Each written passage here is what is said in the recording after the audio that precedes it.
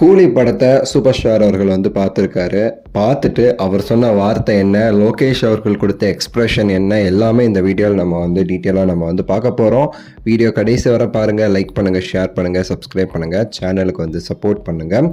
ரீசெண்டாக நம்ம லோகேஷ் அவர்கள் இன்டர்வியூ வந்து கொடுத்துருப்பாரு. அதில் சூப்பர் ஸ்டார் அவர்கள் கூலி படத்தை பார்த்துட்டு அவர் என்ன சொன்னார் அப்படிங்கிறதெல்லாம் வந்து ஷேர் பண்ணியிருப்பார். ஸோ வந்து பாட்டெலாம் ரிலீஸே அப்படியே படத்தோடைய ரிலீஸ்க்கு வந்து ரொம்ப வைபாக இருந்துகிட்ருக்கோம் நம்ம எல்லாருமே. ஸோ அவ்வளோ இதாக இருந்துகிட்டு இருக்கும்போது இப்படி ஒரு தகவல் வந்து இன்னுமே சரி நம்மளை வந்து ஹைப் வந்து ஏற்றி வச்சிருக்கு அப்படின்னு தான் நம்ம வந்து சொல்லணும். ஸோ லோகேஷ் அவர்கள் சொல்லும்போது, நான் அந்த படத்தில் வந்து ரொம்ப மெனக்கெட்டு பண்ணேன், சூப்பர் ஸ்டார் படம் அப்படிங்கிறதுக்காக நான் ரொம்ப கஷ்டப்பட்டேன். ஸோ வந்து சரியாகவே நான் தூங்க கூட இல்லை, அந்த அளவுக்கு நான் வந்து படத்துக்கு நான் ஒர்க் பண்ணேன். சூப்பர் ஸ்டார் அவர்கள் இந்த படத்தை பார்த்த பிறகு தான் நான் நிம்மதியாகவே தூங்கினேன் அப்படின்னு சொல்லி சொன்னேன். லோகேஷ் அவர்கள் சொல்லியிருக்காரு. இந்த படத்தை வந்து சூப்பர் ஸ்டார் அவர்கள் வந்து பார்த்தாரு.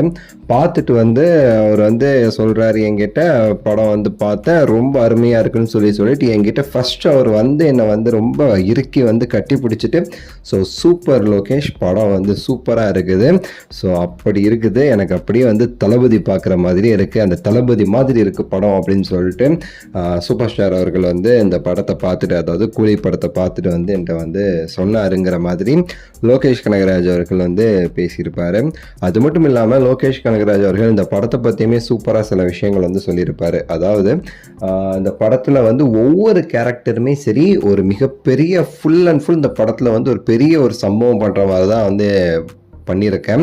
சௌபின் சாகிர் முதற்கொண்டு எல்லாருமே பெரிய பெரிய சம்பவம், அதாவது உபேந்திராவாகட்டும், நாகார்ஜுனா அவர்களாகட்டும், அமீர் கான் அவர்கள் வந்து கேமியோன்னு சொல்லி நம்ம சொல்லவே முடியாது, ஆனால் அவருடைய ரோலுமே ரொம்ப எக்ஸ்டெண்டட் கேமியோ, பெருசாகவே இருக்கும் அப்படின்னு சொல்லி சொல்கிறாரு. சத்யராஜ் அவர்கள், சுத்திகாசன் அவர்கள் முதல் கொண்டு இந்த படத்தில் வந்து மிகப்பெரிய அளவில் பேசப்படுவாங்க ரோல்லாம். ஸோ அது வந்து இந்த படத்தோட ஹைலைட் அப்படின்னு சொல்லியிருப்பாரு. நீங்கள் கரெக்டாக தளபதியை கனெக்ட் பண்ணி பார்த்தீங்கன்னா, தளபதியிலோட ஒவ்வொரு கேரக்டருமே எல்லா இடத்துலையுமே பேசப்படும். அதை வச்சுட்டா ரஜினி சார் சொல்லியிருப்பார் என்னமோ. அண்ட் இந்த படத்தில் முதல் ஹாஃப் வந்து நிறைய எமோஷன்ஸ், அந்த சீன்ஸ்லாம் நிறையா வச்சுருக்கேன்.